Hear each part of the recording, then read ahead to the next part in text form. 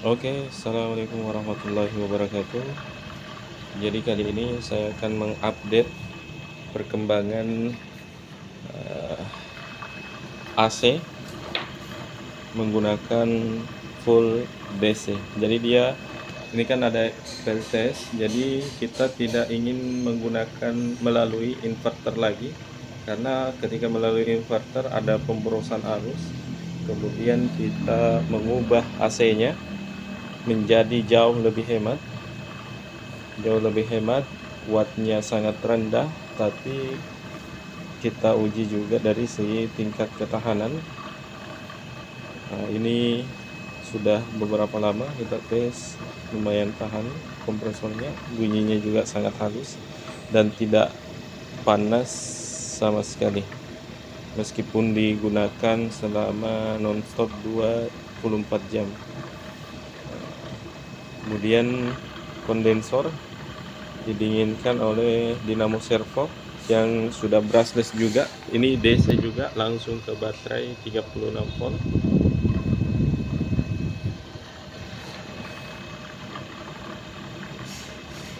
Nah, untuk kondensor sudah full DC. Jadi untuk pengaktifannya nanti saya ingin menggunakan sistem Votek, bisa relay untuk otomatis startnya untuk kompresor dan dinamo fan-nya. Nah, kita lanjut ke di bagian evap. Nah, di bagian evaporator ini pusat kendalinya, boardnya kita akan ganti atau kita rubah juga menggunakan DC. Tapi kalau tidak dirubah, kita tetap menggunakan sistem board AC. Pada umumnya kita buatkan inverter kapasitas kecil, karena ini watt khusus untuk evaporator sendiri itu sekitar 15 watt AC, hanya untuk mengaktifkan fan blower dan ini swingnya ini sudah keluaran DC, sepertinya DC 12 volt. Berarti kita main step down dari 36 volt ke 12 volt. Untuk yang ini jalur ke dinamo, kalau saya mau coba dulu ganti menggunakan dinamo servo. Kalau ribet tidak pas, tetap dinamo bawaannya. Kemudian kita pakai inverter mini untuk men-setup dari 36 volt ke 220 volt AC, dari DC ke AC. Ini kita lihat, ini menggunakan selang fleksibel untuk melihat sirkulasi freonnya. Jadi kita bisa melihat jalur sirkulasi freonnya. Nah, ketika belum dimodif, hasilnya dia tidak terlalu berbusa. Di videonya mungkin kurang terlalu jelas. Sedangkan ketika kapiler dimodif itu kelihatan jauh lebih putih, lebih halus, dan tingkat pendinginan juga meningkat drastis. Ini masih kapiler bawaannya, masih kapiler bawaan AC-nya, kita belum berubah. Ini untuk pengetesan menggunakan freon R134 yang murah, HFC 134, sudah lumayan. Untuk yang terpasang lebih hemat lagi ketika menggunakan pendinginan air, tapi menggunakan kipas ternyata juga bagus. Kita dapat yang wattnya lebih rendah tapi tenaganya tidak bisa diragukan. Selain wattnya bagus, tenaganya juga besar. Wattnya rendah, tenaganya juga besar karena dia brushless, ada bantuan kemagnetan di dalamnya, jadi tidak terjadi pemborosan arus. Jadi kondensor bisa kita rapikan, tinggal dirapikan kabelnya, kita pasang covernya. Kerusakan kemarin di bagian ini, sealnya sudah kita ganti, jadi ini sealnya bisa diganti, dan kebanyakan kerusakan itu pada bagian sealnya. Dan ada juga yang langsung mengganti kerannya, karena ada yang bisa dibuka, ada yang paten, ada yang bisa dibuka, ada yang dicungkil di bagian sini untuk mengeluarkan sealnya ketika ingin mengganti sealnya.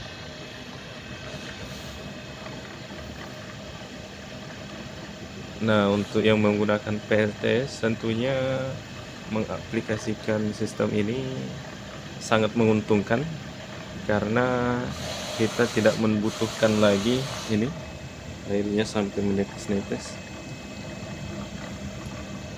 lancar. Berarti kita tidak membutuhkan lagi inverter untuk pengaktifan AC-nya, khusus untuk di bagian outdoor sementara.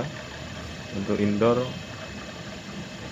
belum, masih sementara diuji coba mana yang cocok untuk diterapkan, itu yang kita terapkan. Karena kita tahu ketika melalui inverter, beban standby inverter saja lumayan nguras. Kemudian untuk penggunaan AC, ketika kita mau menggunakan PLTS itu butuh banyak baterai dan butuh banyak panel surya. Ketika menggunakan sistem ini yang sementara saya buat, itu penghematannya sangat luar biasa. Jadi tidak perlu menambah panel, tidak perlu menambah baterai, justru bisa menambah AC kembali. Jadi kita cukup cari AC-AC bekas yang 800 1 jutaan, baik yang kondisi rusak, karena kita bisa perbaiki, konversi, kemudian kita ubah ke sistem DC. Untuk selanjutnya mungkin siapa tahu ada ide, masukan dari teman-teman.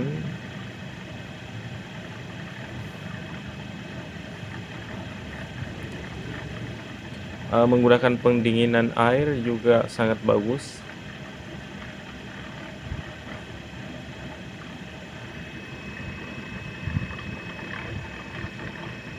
Ini saja sudah lumayan dingin ketika dipakai, diaplikasikan, ketika dipasang, sudah terpasang di kamar.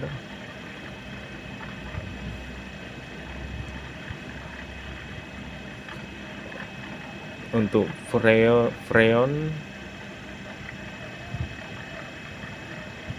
ini di 40 PSI, 35 PSI, 40 PSI di freon HFC 134. Hasilnya ini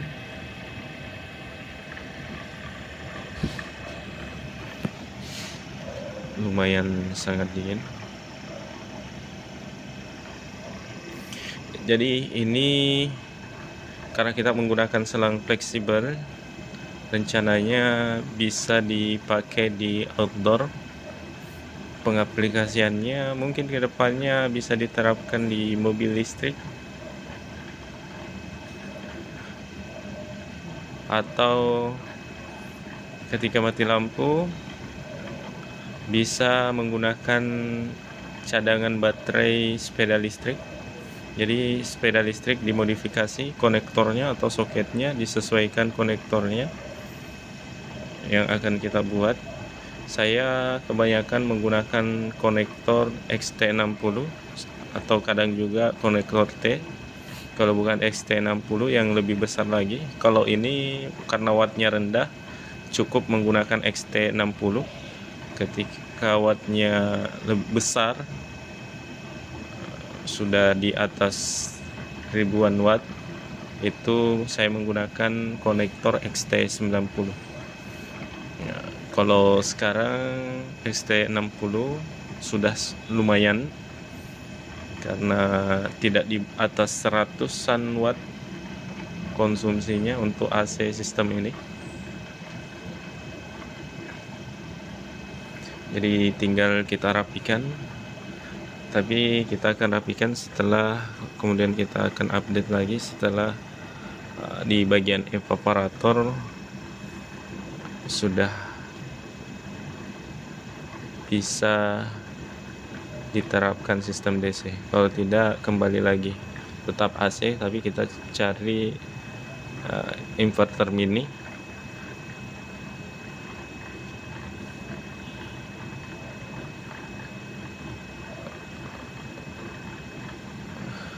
Kalau menggunakan dinamo ini, kalau ini bisa terpasang, hasilnya juga wattnya jauh lebih rendah, speednya juga bisa berkali-kali lipat dari standar bawaannya.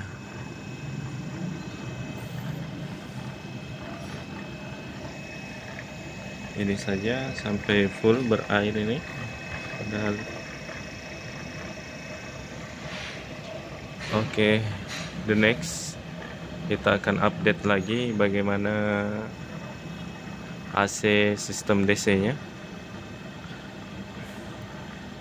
Sistem DC ya, karena targetnya mau full DC, saya usahakan bisa terselesaikan di evaporator full DC.